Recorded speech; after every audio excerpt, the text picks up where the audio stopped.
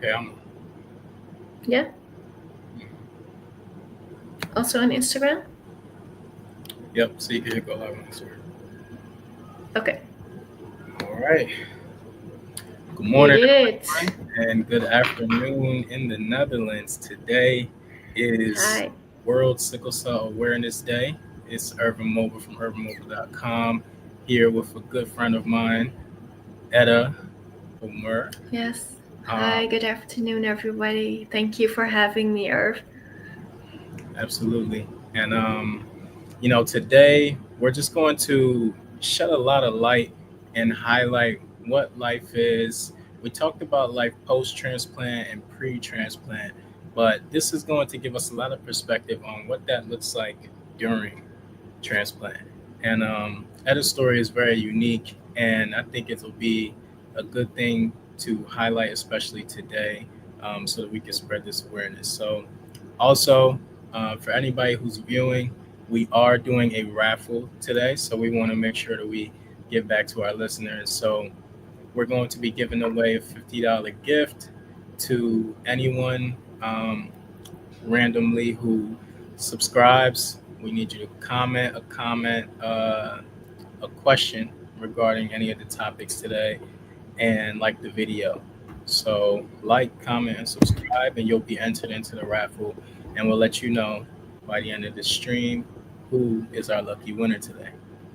So, with that being said, I appreciate everybody for joining today. I have Etta, and we're just going to start off with some really background to get to know you a little bit. So, first question I want to ask you is, if you could just tell me a little bit about your journey before coming to this point where you're receiving a stem cell transplant. Like, what was life growing up with sickle cell disease like for you? Um, that's actually a good question because sickle cell, for me, it was really hard. Not only because sickle cell. Should we actually tell to the listeners what sickle cell actually is for to the new listeners who don't know anything about sickle cell, or what do you think? Because sickle cell, should we? Hmm. Keep going. Okay. Um, the Let me tell you a bit about sickle cell first. Sickle cell is actually an extreme blood disorder disease. It's for me, it's been really extreme. I have been my whole world is actually turning around sickle cell. Since I was little, I had problems with sickle cell. I have been a lot into the hospital, in and out.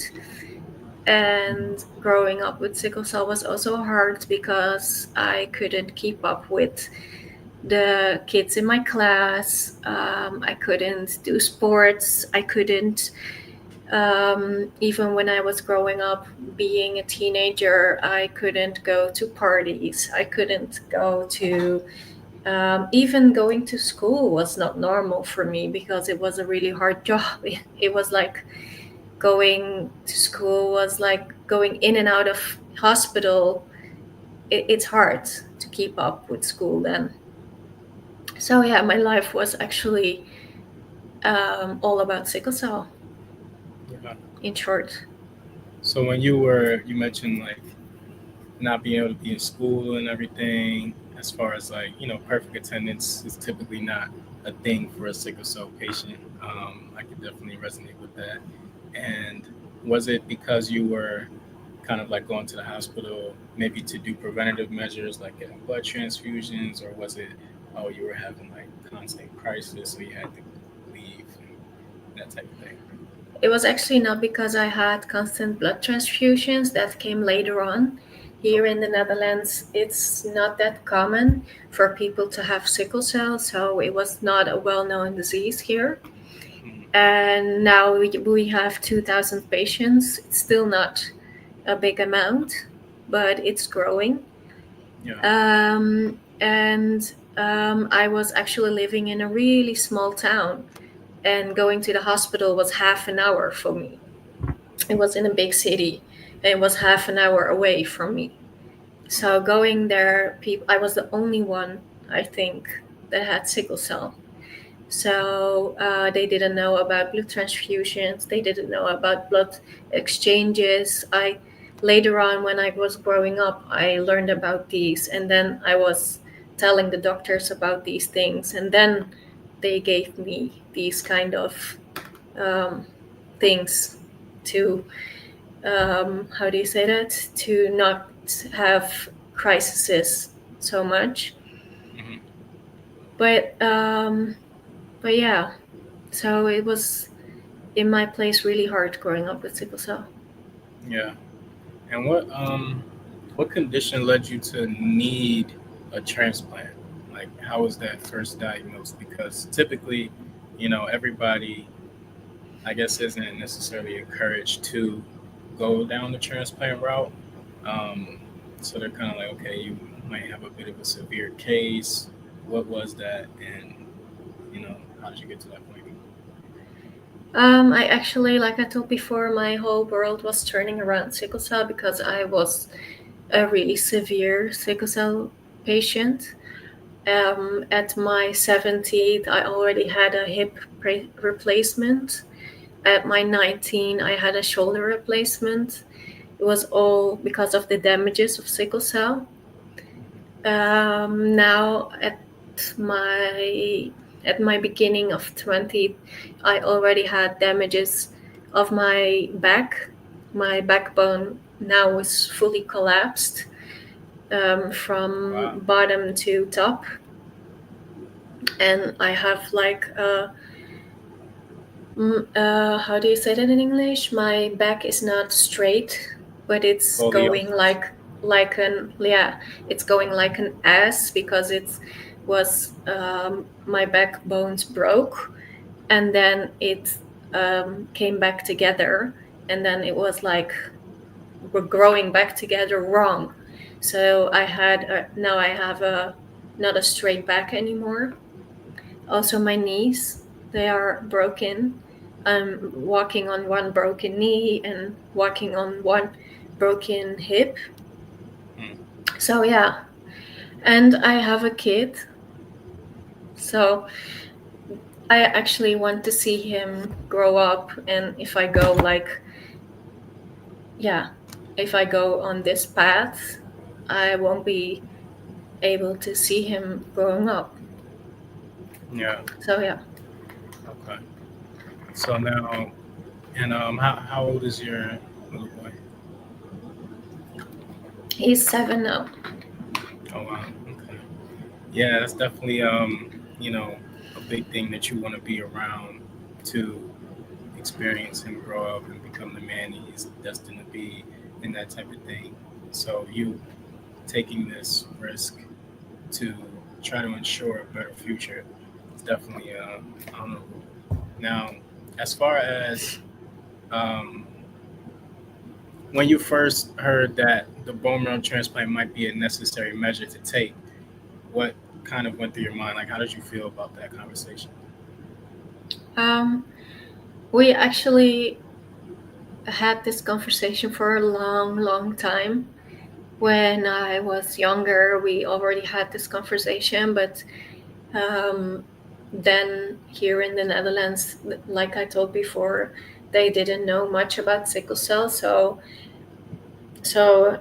um, what's the English word?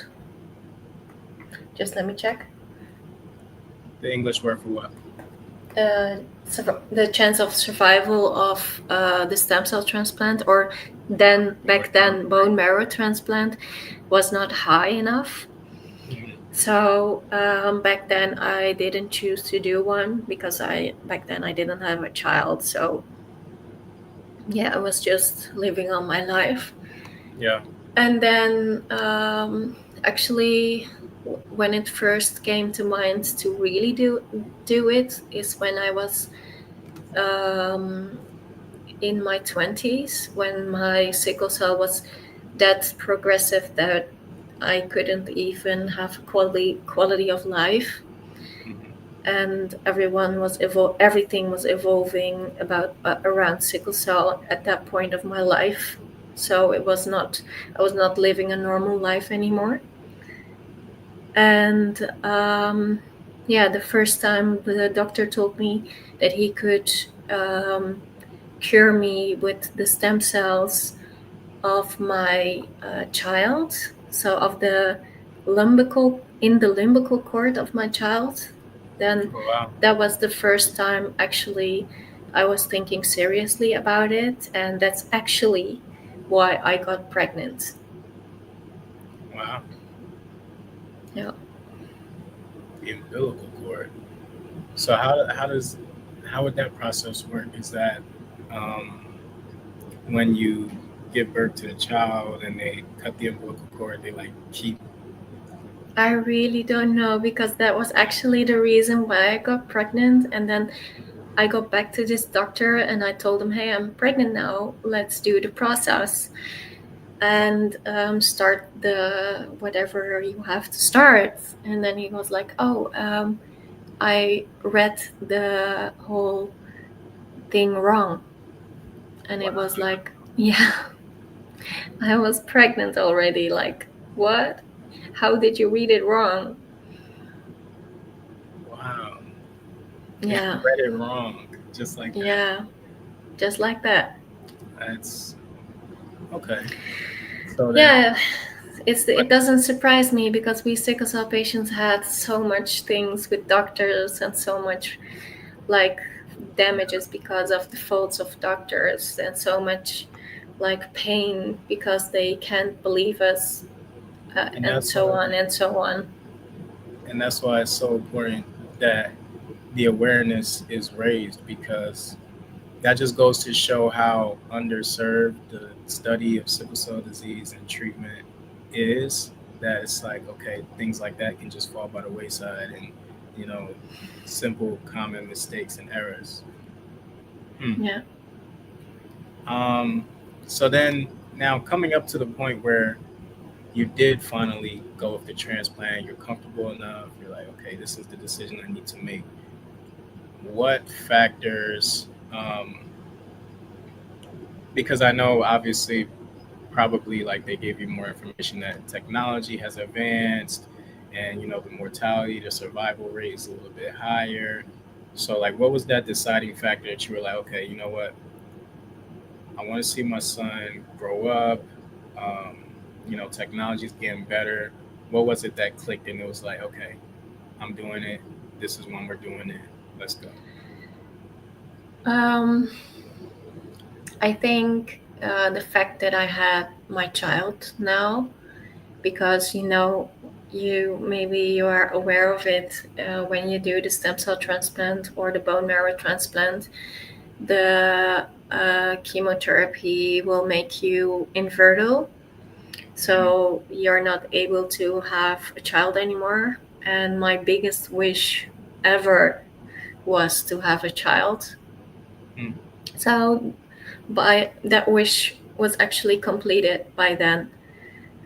And then my second wish is actually to see him grow up, and the road that I was going on was not going well. And I maybe couldn't make it till 40 if I was going that way. Sorry. yeah, So, yeah, that was actually my click. yeah. And now you're past 30, so we've reached that Yeah, milestone. I'm 33, so yeah, yeah. Yes, And I congratulations. hope to have many more years, Yes, and that you will, in great health, healthy years. once you get through this this hurdle, and it's just gonna make you stronger, and it's gonna shape your character in a better way for you to continue to Exactly. give back to others. Because I definitely appreciate the initiative that you're doing in creating the Voices of Sickle Cell page. Like this is something that you've been doing for some time, and constantly spreading awareness. So um, that doesn't go unnoticed. So I hope so. now, Because, being a sickle cell patient is already hard enough here in the world, but being a white sickle cell patient, a white, no, I'm not actually white, but like I when I see most sickle cell patients, everyone thinks that there only are black patients, but Hmm. that's not the case, because you have also Spanish sickle cell patients, you have Turkish like me sickle Hmm. cell patients, you have sickle cell patients in the Arabic world, you have Yeah. sickle cell patients all over actually. So, and that's what I also trying to do. It's not only a black disease. There are more people, and we have to spread awareness for everybody, Correct. because that's also a thing. Not being believed while you have sickle cell is one thing, but not being believed, well, because of the skin color, that's a yeah, that's also hard. Yeah. I definitely agree, and that's why World Sickle Cell Awareness Day is so important to highlight because, like you mentioned, it is a world disease. It's not a specific culture, specific country. Like we treat um, over 100,000 patients here in the U.S., but there's over 8 million sickle cell disease patients across the world. So just imagine how Exactly. much more is out there. You know what I mean? Exactly. Um, And it's not our skin color.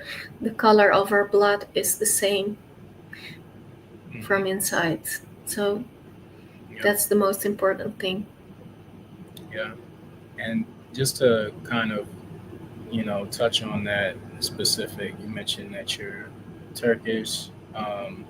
So both of your parents came from Turkey and they both had the trait. Yeah, So maybe, one of their parents might have had the disease or the trait, and that's just how it continues to just fall down. So um, exactly.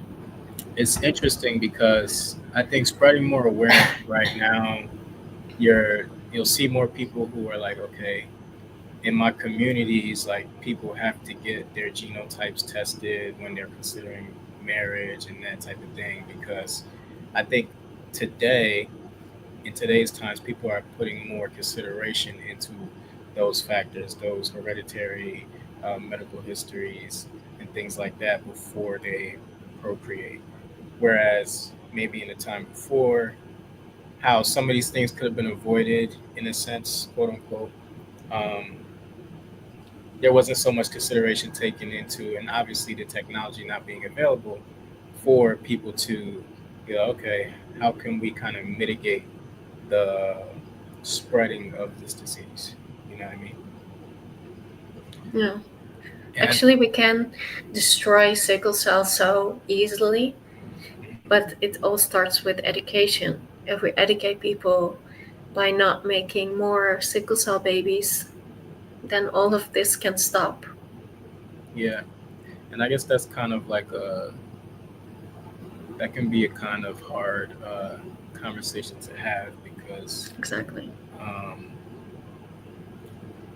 you know, like you wanted to have a child. It's like, okay, is are we saying that you should be robbed of that experience because of your history?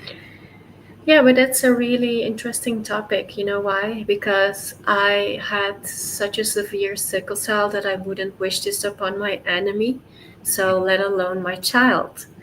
Right. So why would I wish this upon my child or bring more sickle cell babies? My babies are all going to be to have the trait. So he is not going or she is not going to be sick. It's only going to be the trait. And if he or she knows what he is doing and knows with, to which whom to have babies with, Mhm. then there it all stops. I don't say, I don't make babies. I say, just be careful. Yeah.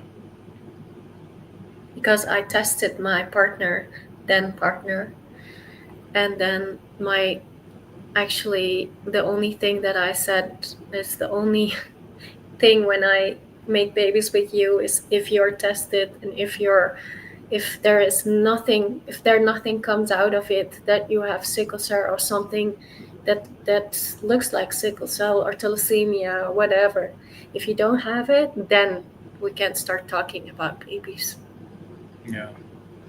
Yeah, that could definitely get really dicey because I think culturally a lot of people aren't really willing to have those hard conversations up front. But I think as we continue to have these conversations, it will be more prevalent. Um, so I do want to ask about the Dutch healthcare system during this Yeah. process, like from the beginning, where you're having the conversations. Okay, this is what it's going to look like. They're kind of coaching you through the process. Um, you mentioned the chemotherapy. Like, what was your experience with the healthcare system? That's a really interesting one because I'm, like I maybe told before, I dealing with a healthcare system that knows nothing about sickle cell from the beginning.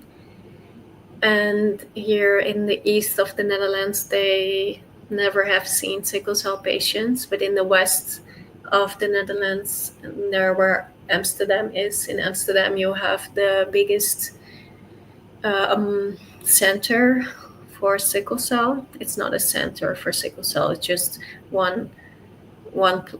There was actually once one doctor for Mhm. sickle cell, and now they have two doctors for sickle cell. Yeah, it's So a lot that's more than it. one person. Yeah. um, But yeah, yeah. and we're So it was like dealing with a lot of stuff, like dealing with the stigma of not being believed when you have pain, with the stigma that you're a drug seeker, with a lot of things actually. All the things that all of the European and maybe you in America are experiencing, we experience too. yeah. How about financial, right? Like, were there any financial concerns at this time, or was everything kind of like covered by insurance? Because I know when I went through my bone marrow transplant, um, everything was, I want to say everything was covered by insurance, but that was like millions of dollars in expenses. Like, it's very expensive. So I'm wondering what it was like for you over there. Yeah, thank God. Here in the Netherlands, the insurance is good because otherwise I don't know what my parents would have done, because my 1 year here cost more than 400,000 euros at Wow. least, at least. Yeah, that's how sick I am, and yeah, so here in the Netherlands, the insurance covers everything. Mostly, maybe one or two medicines not, but that's the thing that you can pay. It's not like really expensive things. Yeah. So how much time before the actual transplant date? Because I'm gonna let you speak to that point where the transplant is kind of like the quickest part of the process. But before that, doing the chemotherapy, how many weeks were you doing that before you actually they say okay you're ready to do the transplant and go from there? Mm, we were actually already 2 years talking about the stem cell transplant and doing the. I started actually 1 year before with my eggs because I was going to be unfertile. We started with, how do you say that in English? They put your eggs in the freezer. Okay, yeah. So that's why I started with. And Hmm. then when I did this like 3 times. And then when I had enough eggs in the freezer, they stopped that process and then they could start the stem cell transplant process. So when you say that they put your eggs in the freezer, because I'm envisioning it's a different process than what it's like for Yeah. guys to put their sperm in the bank. So if you don't mind, what's that process look like to retrieve the egg? Um, it starts with actually when you have a menstruation cycle. When your cycle starts, you start to inject yourself, and you have to inject yourself every other day, and you have actually, as I already forgot, but you have they give you a, what's the name, when they put on this day you have to inject this injection, on this day you have to inject this injection. So you have each day you have other injections, and then you follow that.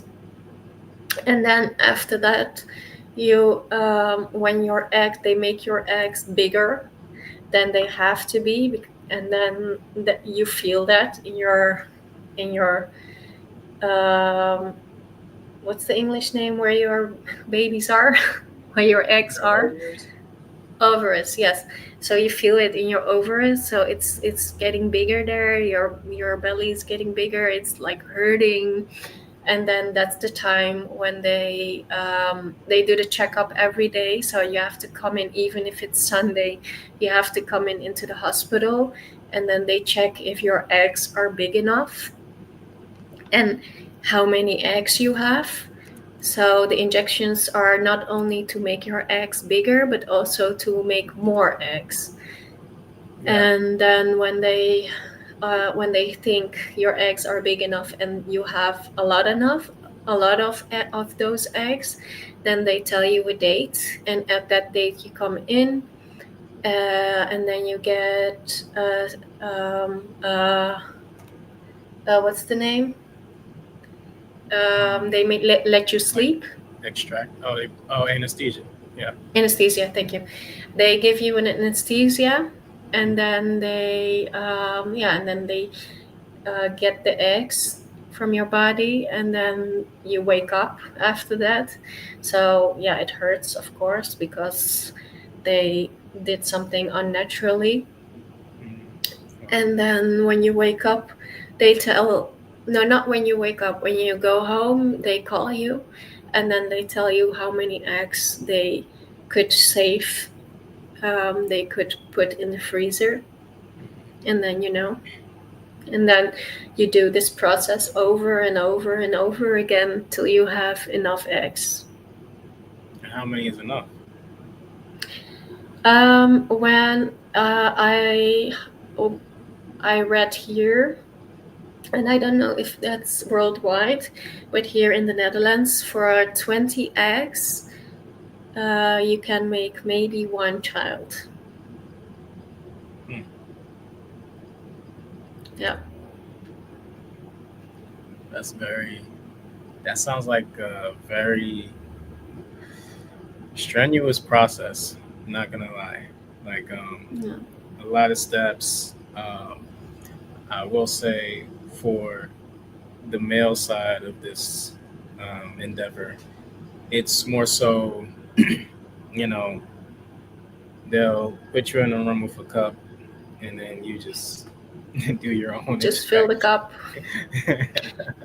Yeah, I wish it was like this for women. Yeah. Like I had to do the anesthesia 3 times over. Hmm. Like I had to go through pain 3 times. Yeah. I wish it was like fill the cup and then it's done. Yeah. That's rough. Yeah. Thanks for sharing that though. Um, That's no problem. and I'm then actually also curious about the differences about our transplants, because you had the bone marrow transplant and I had the stem cell transplant. Maybe we can also talk a bit more about that. yeah. Um, so for the bone marrow transplant, um, the actual transplant, like we talked about, was the quickest process. I went through chemotherapy um, leading up to that day, and my sister closest to me, was my donor, and they, I believe they did some type of surgery to remove a piece of her bone marrow. Yeah, from our So hip, right? she, right. So she Huh. did have a little bit of like recovery, like maybe a couple days that she had to do. Um, Okay. and then Had she inject herself before that day? no, they injected her. Oh, okay. So when you say inject yourself, you mean like you gave yourself like a needle? Injection to actually my brother did this, but to make more stem cells he had to inject himself like every day for a week long, or maybe for a couple days long, I don't know how long. And then he made more stem cells. But I think that's the difference between bone marrow transplant and stem cell transplant, Hmm. Yeah, because that's they definitely. put the bone marrow from your sister from her hip. They removed it from her hip by surgery, right? Yep. Okay, my brother didn't have to go through surgery. Yeah. So with the bone marrow transplant, stem cells are collected directly from the bone marrow, usually from the pelvic bone under anesthesia. It requires a Okay. surgical procedure under general or regional anesthesia, and then to your point, the stem cells are collected from the bloodstream after the donor receives growth factors and injections that you mentioned to mobilize them from the marrow into the blood. And this is done through apheresis. Blood is drawn from a vein, stem cells are separated, and blood is returned to the donor. Uh-huh. Yep. So then there's that blood exchange machine that you showed me some time ago. Yeah. Yeah. Okay. And then, And did you also go, because you mentioned chemo, did you also go through radiotherapy? right. Yep. Yeah. One time or two times, or how many times? Honestly, that was so long ago. I want to say it was multiple times. Oh yeah. Okay. And then, but it's interesting because it doesn't like take effect immediately, right?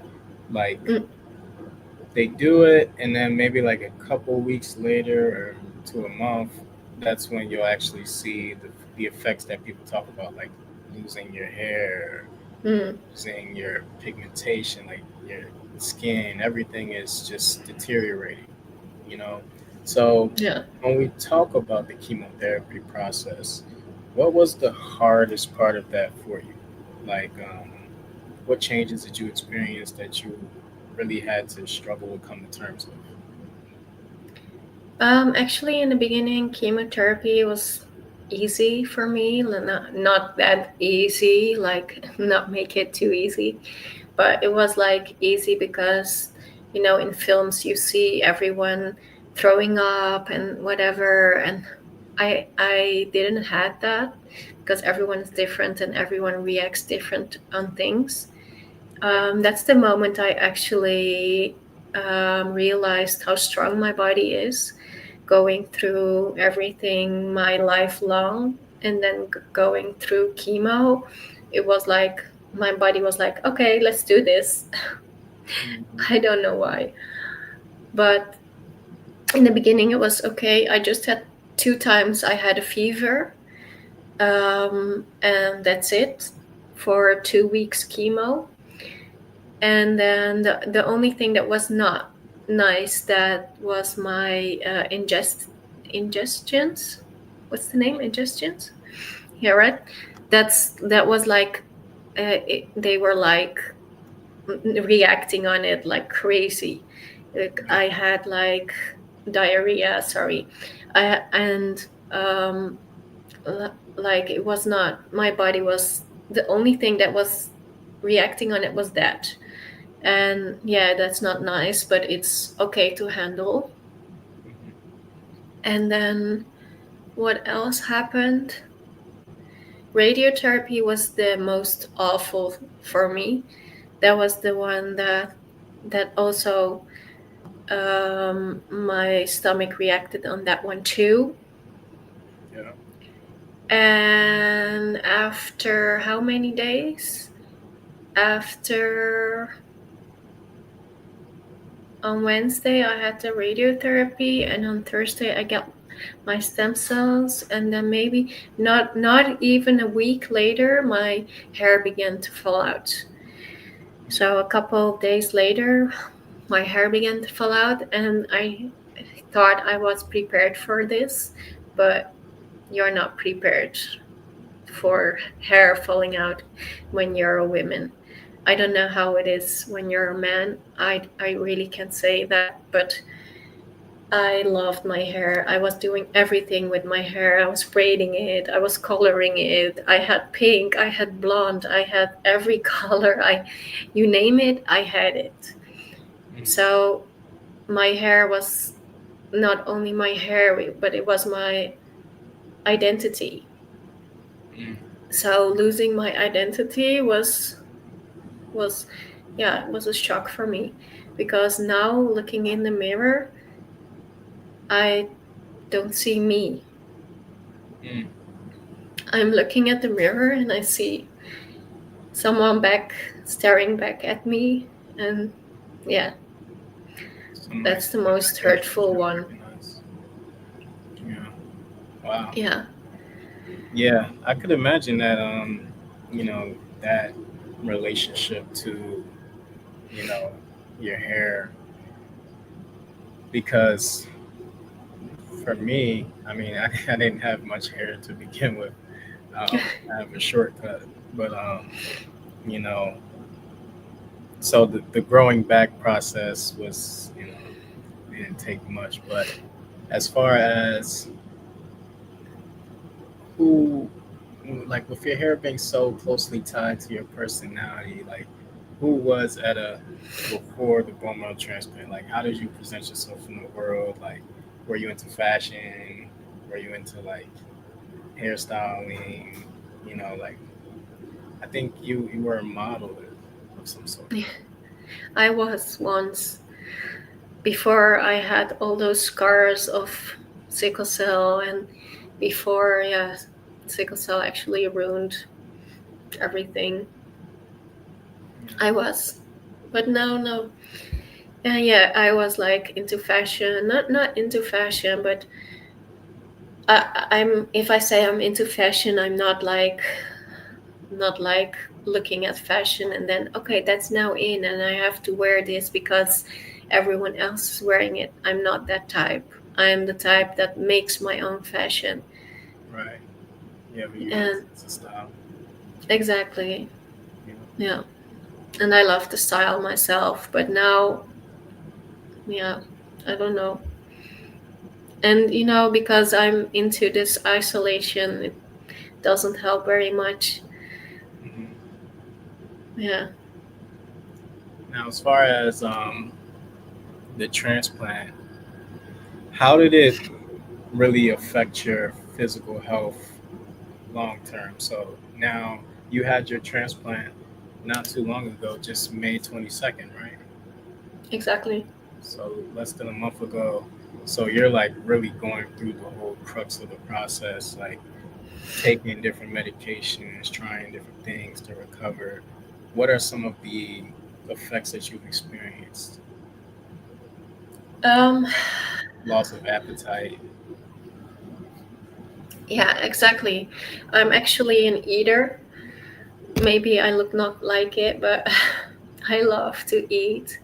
Yeah. But now everything tastes bad. Everything is like I I have something in mind that I maybe want to eat. Maybe you know, I I think that I want to eat that, and then my mom Mhm. makes it, and then I eat like one bite or two bites, and then I'm like, no, it's not nice. I don't want to Doesn't eat it taste the anymore. same.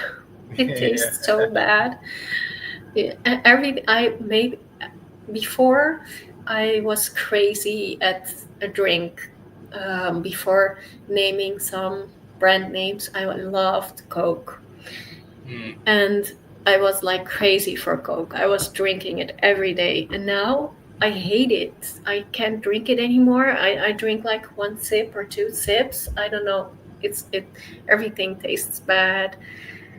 Even the water. I can't drink tap water anymore. Hmm. Yeah, that's the kind of things. I sleep a lot. I hate people a lot, You hate people a lot. even myself. So don't worry. Yeah, Yeah. I know I'm angry at the world. I'm angry at everyone, everything. Yeah, yeah, that's real. It's definitely very trying times. When I try to put myself back in that headspace, it's very dark.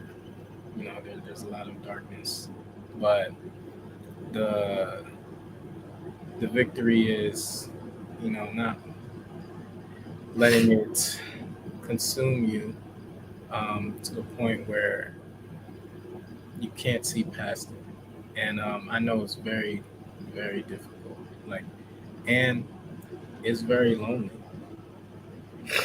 Like, I can definitely attest to that. Like, being in solitude, it's just you in the hospital. Like, that's your family, your care team, and hopefully you put good trust in them that they're doing the right things to make sure that you can get well. Um, It so is. It is really dark, just like you said it. yeah, And you know what it is? People, they like to just talk. Like if you don't know what to say, just don't say anything at all.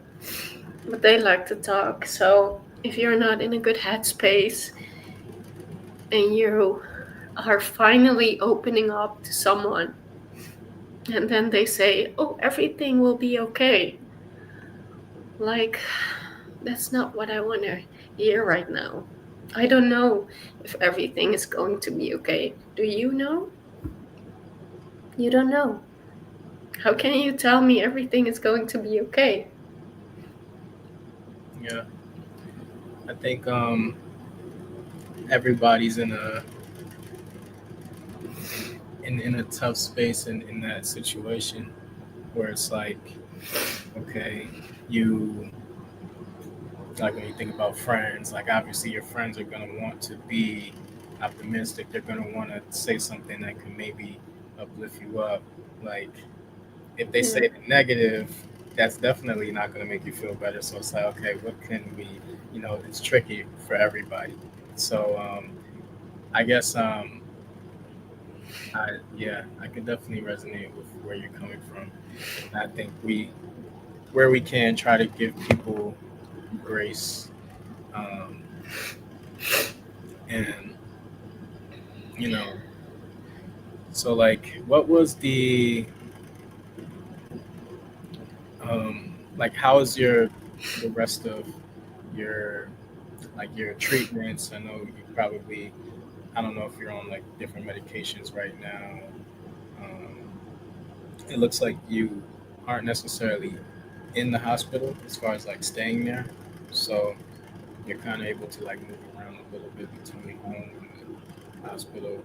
How has that kind of like improved your well-being or like your mind frame a little bit, that you're able to like experience some sunlight, experience the breeze a little bit, even though you're not necessarily able to be re-entered into society in the sense of like, okay, you can't go to a festival or go to like a church or a school and be around a bunch of people because your immune system is compromised. No, it's okay to be at home finally because in the hospital it was driving me crazy. I was nearly nuts because you're just in one room and one room only, and you're looking outside and the sun is shining and everyone is outside and you're in there, and there was not you're already in a dark place, and then seeing people enjoying life and you're sitting there, it's not a nice thing. But here now at my own place with my own things around me and having my own space and not having every minute a nurse walking in when you want to sleep or you want to rest or whatever, it's nice to finally have my own space. Yes, that this improved my space a lot, my headspace a lot. Yeah. And besides like the change of environment, has like the hospital, or I don't know if you have any like social workers, like people who can try to help improve your psychological or mental space, like, you know,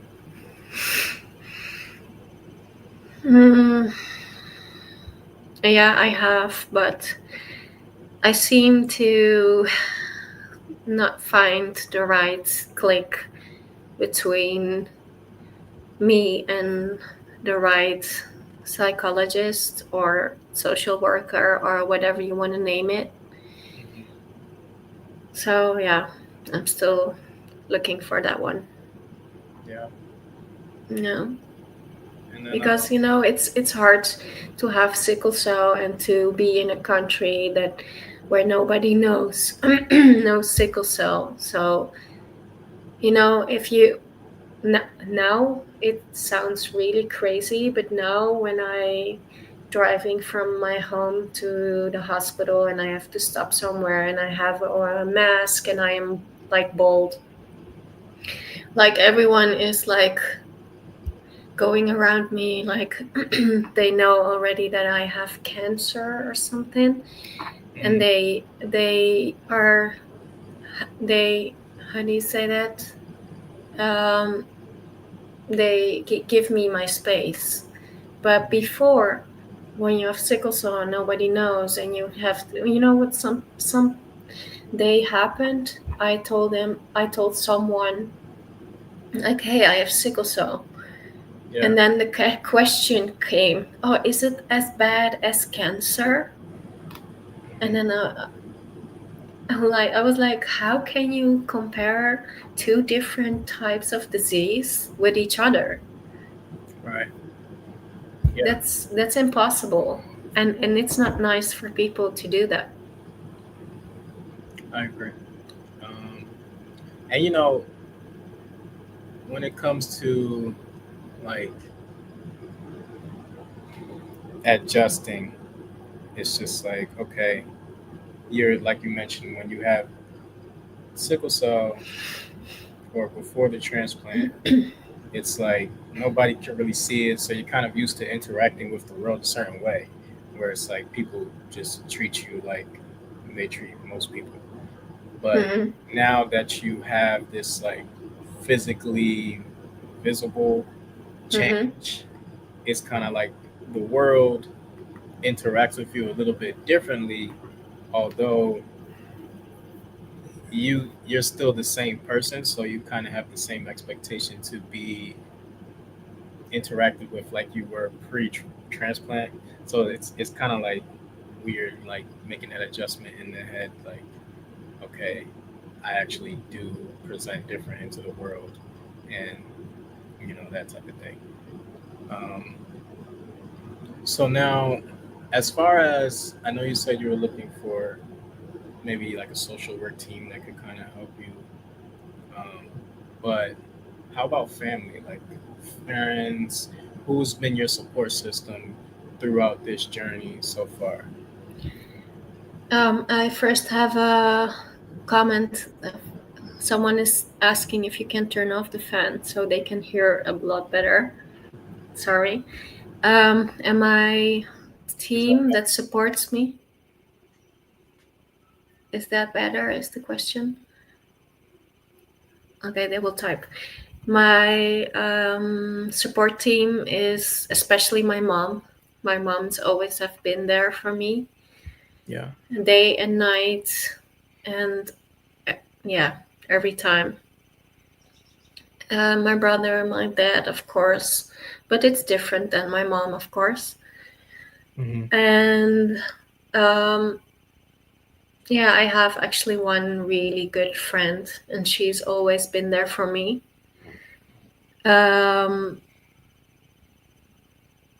and besides of that, yeah, you learn at a younger age with sickle cell that friends are just for fun, Hmm. and the word friends is just fake. So sorry to say that, but when you are out partying, you have friends, but when you are in the hospital, no one can can put down a note for me what the homework is for that week because I was not there to write it down. Hmm. So no, when it comes to friends, no one is your friend. You can only have one or two really, really good friends, and that's it. And the other ones out there are just for fun times, and that's it. And that's what I experienced also during the stem cell transplant. Now, when I started talking about that I was going through chemo, suddenly everyone was writing me. Suddenly, everyone could write to me like, "Hey, um, success out there," and whatever, whatever. Mhm. Like, where were you when I was into crisis? Then nobody could write down a message for me. And now, when I'm going through chemo, you can. Like, what's the difference? It's both bad for me. Mhm. Yeah, I think being in that space can definitely do a lot of molding and give a lot of perspective that is, subjected to our experience at the time. Um, because I can definitely resonate with some of those thoughts and those feelings. Um, I guess for me, when I was in the hospital, I was there for quite a few months, and the only thing I was thinking, I was 16 at the time, so I'm just a kid, wide-eyed about life and the world, and so I'm just like, oh, I kids can't wait to go back to school, can't wait to be with my friends and that type of thing. Um, and I didn't even realize, like, I was so optimistic and hopeful, looking forward to like getting back to school and getting back to my friends, that I didn't even take the time to realize that, you know, at that moment, I mean, to be truthful, yeah, a lot of those school and classmates weren't really checking for me, you know, and it is kind of a tough thing to battle with and come to terms with, because it can very much shape a lot of pessimistic views on the world, that you're not valuable to anybody unless you're valuable. It's like, if you're on your deathbed, you can't do anything for anybody, so what are they going to be concerned for? And you know while we can feel those ways, it's like, okay, we can acknowledge that that could be true, but then we also have to acknowledge another side, which is a more,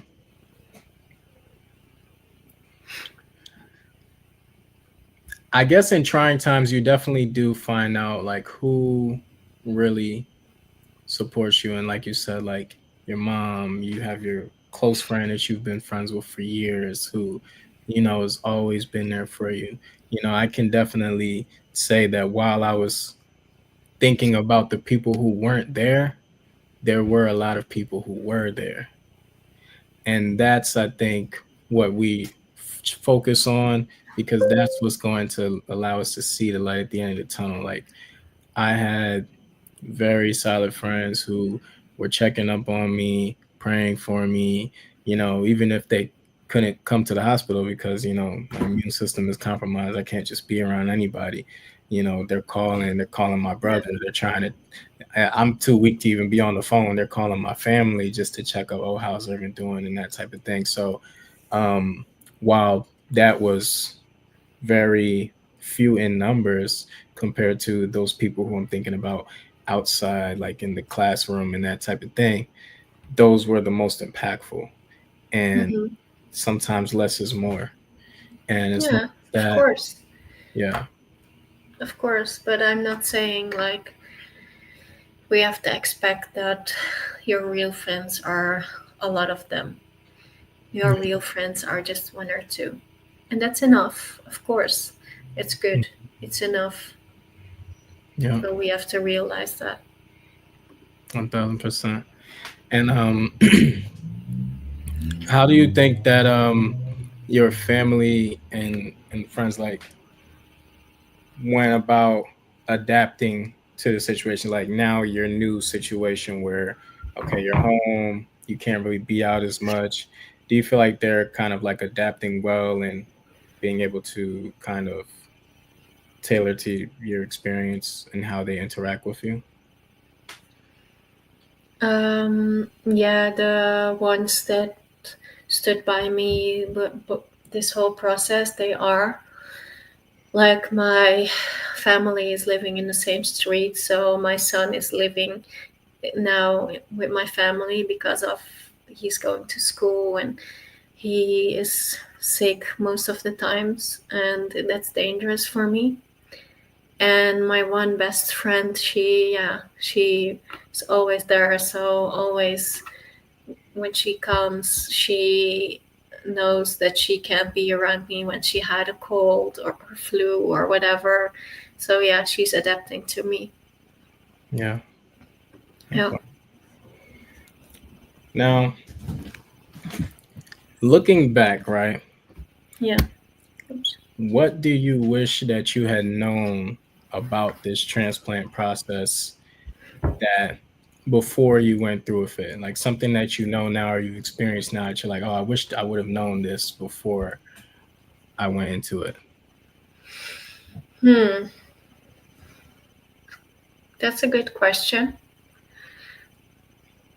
I don't know. I don't think you can prepare for this. You know, I went in this going blank, and I was just going, just going, just going without a stop. And everyone was asking me, like, hey, are you scared? Do you know what's in front of you? And some kind of questions like that. And I didn't know what to answer because I was not thinking about it. I was not stopping. And I think for me, that was the good thing to do because when I stop and think about what was expecting me and the big things that I had to go through, I don't know if I could have gone through like I did now. So yeah, I don't know what else did I have to know before because I didn't know a lot of things. And like I said before, I was prepared to lose my hair, but losing my hair was like a slap in my face. Like I couldn't prepare even for that one. So, no, you can't prepare for this whole process. Whatever you think you're prepared for, it's a lie. It's like you have to go through it and you have to see how you survive it. And after it, you have to like be strong enough to get yourself out of those really really dark place you go in. And then yeah. So if you were to give advice to someone else in the Netherlands who's thinking about going through this process, what's one of the one or top two things that you would tell them? The top two, Or just I one? think I already told them. The first thing is if you are a woman, I don't know if it's for men the same, but if you are a woman, you can't prepare yourself for losing your hair. That's one. And two is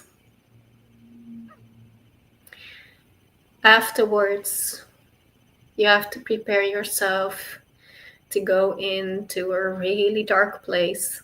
And I don't know what you do to come out of it, but you have to come out of it. Mm.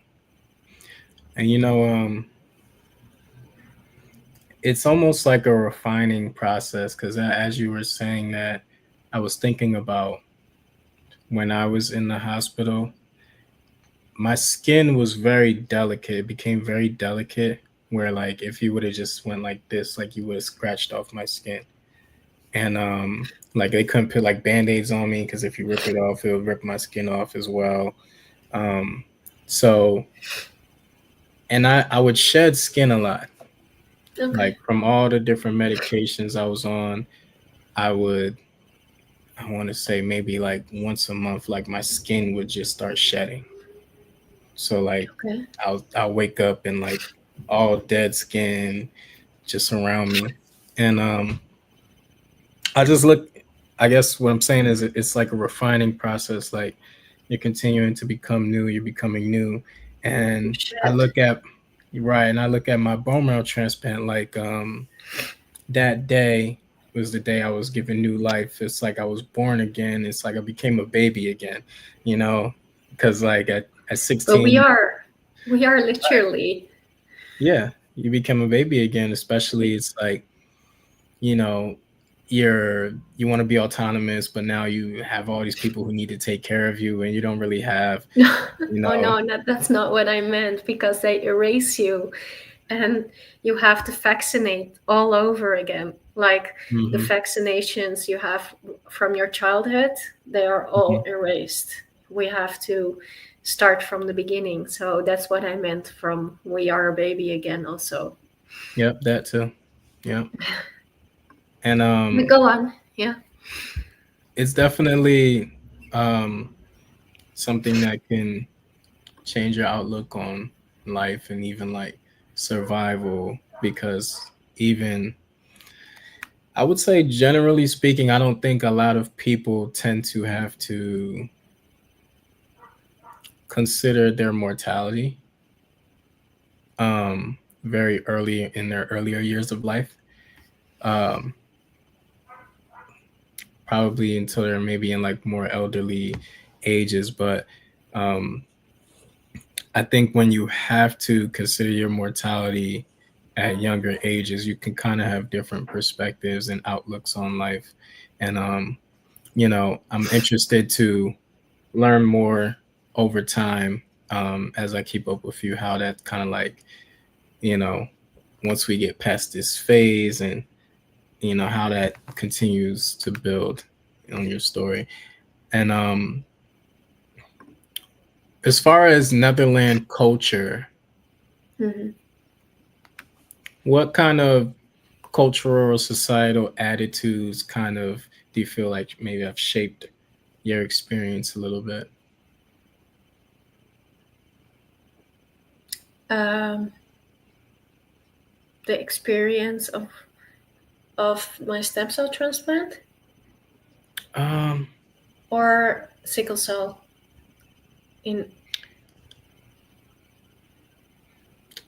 how do I clarify this? So maybe like your experience just in life in general, as far as like maybe growing up.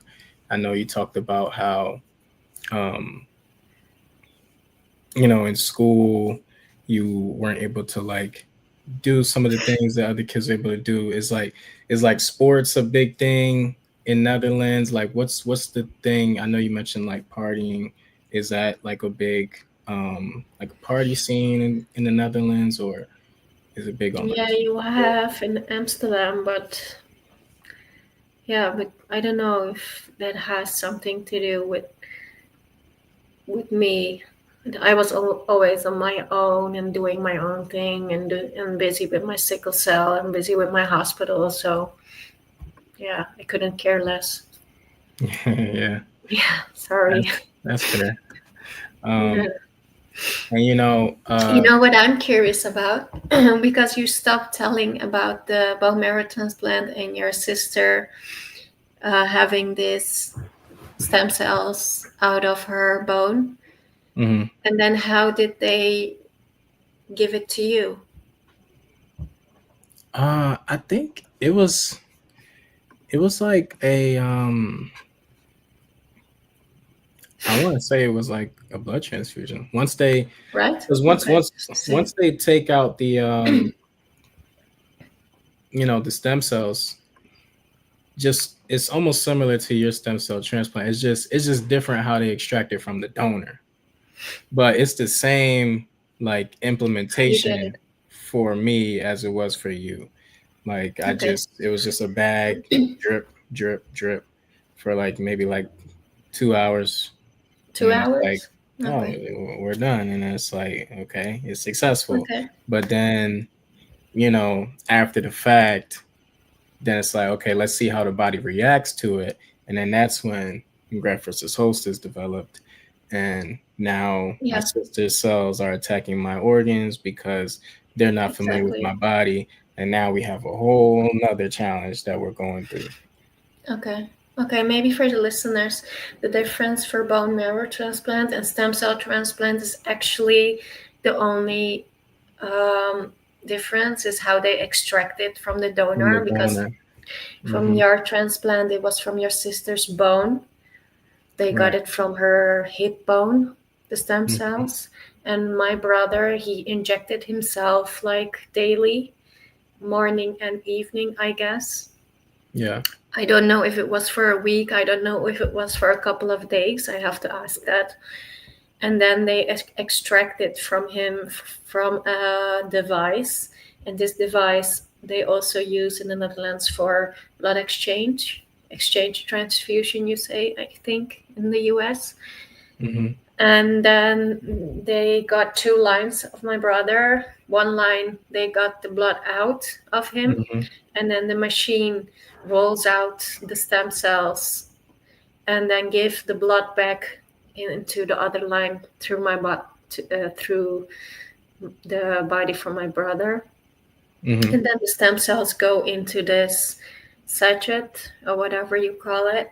Hmm. And then the next day, I got it. Like it was for me like half an hour. It was just a blood transfusion, but blood is red and stem cells are pinkish. Mm. Something they it was it also for you. The color was pinkish, not red like blood. Uh, You 12 years remember? ago. No, you don't remember. I don't remember. I don't Okay, remember. possible. You were young. Yeah, but Yeah. it's all So good, and so the chemo was the same. Radiotherapy was the same. I only had one radiotherapy. Maybe that was different too. And I had 2 weeks of chemo. yeah, I think it might have been 2 weeks for me too, because I know it was Yeah. like late July, and then I had my bone marrow transplant August 23rd, 2013. Ah, Yeah. okay. Nearly like mine. Yeah. Yeah. Hmm. Okay. And Oh. then I had just what the day before I got my stem cells, I had just one time the radiotherapy. And then I've got the stem cells.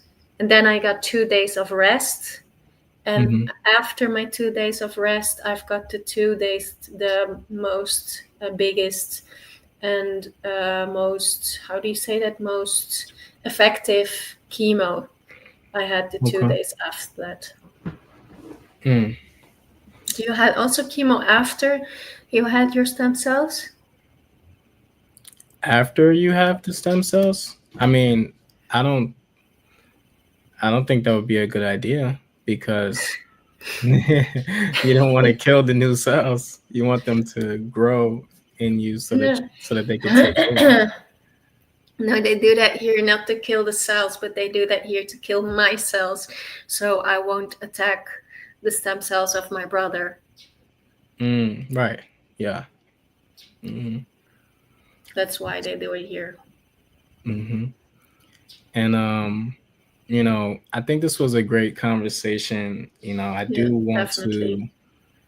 make sure that everybody understands.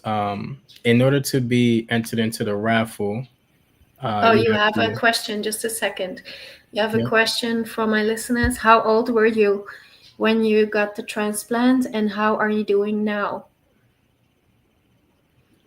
Great question. So I was 16 when I had my bone marrow transplant.